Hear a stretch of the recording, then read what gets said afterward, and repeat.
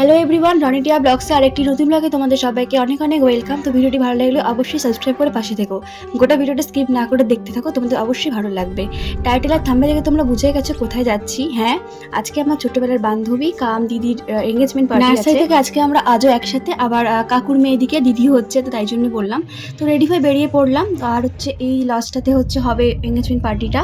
তো এটা হচ্ছে ডেকোরেশন, ফুল ডেকোরেশনটা খুব সুন্দর সাজিয়েছিল। আর সব কাকিমারা এখানে বসে আছে, দুপুরবেলায় চলে এসেছিল, পরের দিকে আমরা আসি।